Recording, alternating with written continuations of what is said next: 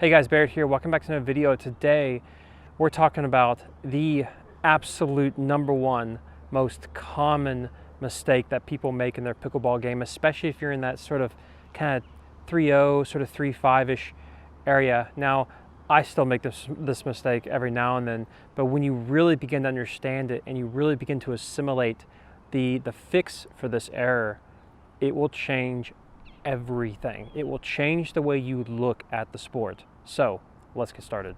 The mistake in question that we're talking about here, it's kind of a mindset thing, but it will affect the way you strategize and it'll affect the way you perform your technique. And the mistake is to not respect or understand what your opponent is trying to send your way. When we think about a return, right? A return is just a shot that you hit over that came from your opponent. The thing is though, is that you can't return something if you don't know what was sent. And that's a really kind of a cool thing that you can sort of think about, right?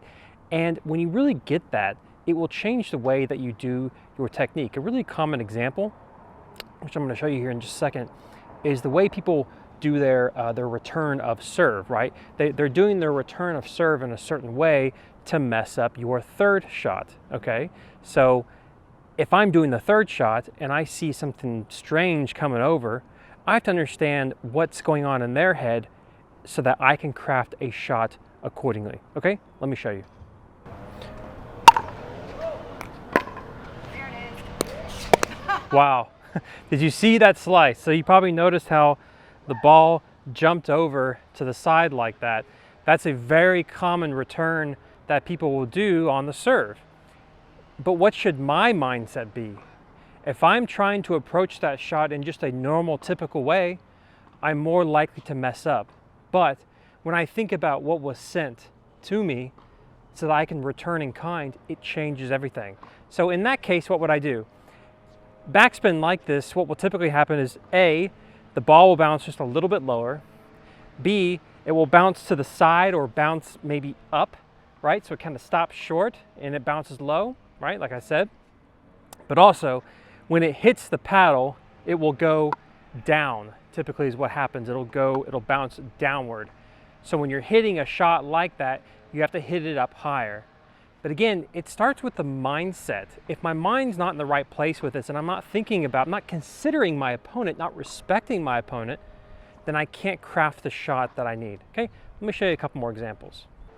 Cross-court dinking is an area where this comes up quite a bit. So what I'm going to do is really keep an eye on what my opponent is sending. Right now, she's sending a lot of shots directly at me, so I have to be really careful with the short hops, right? Because if I'm trying to get shots that are coming right at me, typically they're going to have a little bit of top spin on them. And if you short hop, there's a lot of pace that comes into the ball, right? Because it's not gotten enough time for gravity to slow it down. So it's going to react off your face a little bit quicker. But if you're not thinking about your opponent, you're probably going to miss that. So when I get those short hops right at my feet, I have to be a little bit careful, like that. Do you see the way she reacted? I hit a hard shot kind of at her feet, and then she tried to play it softly, like that. Good. Nice. And it's so much of a send and return kind of game, right? You have to know when you're the one that's losing or when you're the one that's winning. And in that case, I was able to hit really hard shots over. She knew what was coming because she was reading what I was doing. It's a two-way street, guys. It's a two-way street. If you can understand what they're doing, then you'll know what to do in kind.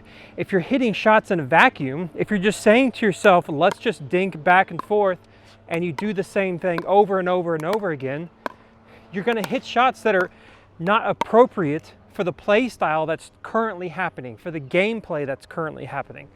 Have to craft your shots based on what your opponent is doing. So I'm going to try to read Linda here. All right, that was a deep, oh yeah, she's hitting a lot of deep stuff right now. Good shot. Here I am not dink volleying, but I'm gonna try to continually read what Linda is giving me.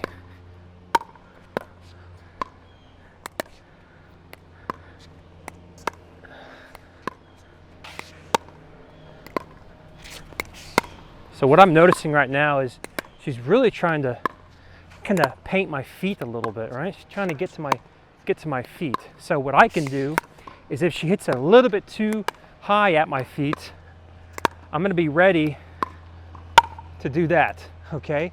So that's the other thing, is that over time what can happen is if you start to notice a pattern from your opponent, then you can attack a lot easier because you'll be able to predict and you'll know what's coming ahead of time. This mindset principle doesn't only just work in the moment, it can also work over time. If you're paying attention to what your opponent is doing throughout a match, then possibly the next match you can change your strategy based on what you're seeing. So for example, oftentimes people will like to do these attacks. I mean, typically it's something you see in like kind of like 4-5 and 5-0 play, where you'll see attacks that are low. Like I'll show you if we're dinking back and forth here. You'll see stuff like that, where nice block by the way, you'll see these little brush up attacks that come below the net. Try to watch for the body language here and try to watch for what you're seeing so that later on you'll be able to predict ahead of time. So what Linda's gonna do is she's gonna watch my body language because she's seen the attack once, right? And so now she knows what it looks like and now she's more ready. So, wow, what another great block shot. So let's just keep going here. She knows that they're coming from my forehand side. She's aware that I'm probably gonna step back a little bit, and she knows when it's coming. So it's not just the shot itself, it's also what comes beforehand. It's my body language when I'm setting up for a shot like this.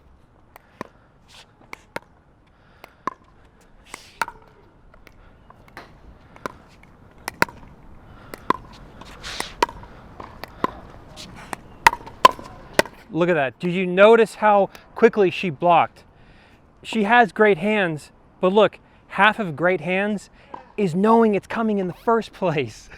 So have a little bit more respect for your opponent. I'm not saying you don't respect your opponent, and I'm not saying that people typically do, but if you try to respect what's coming your way and you appreciate what your opponent is giving you, it's going to allow you to take it a little bit more seriously, and then you'll be able to craft a shot that's a response to it. It's really a beautiful thing when you start to kind of put this together in your head. But guys, that is like one of the biggest mistakes I see. It's not appreciating what your opponent is trying to do, what their objectives are, and this great old pickleball journey that we're all on. Guys, that is it. If you enjoyed the video, I've got plenty of more videos for you. You can also go to pickleballkitchen.com. Got tons of free resources available just for you. I do this full time. It is my thing. This is all I do. So anyway, guys, thank you so much for joining me. I'll see you next time.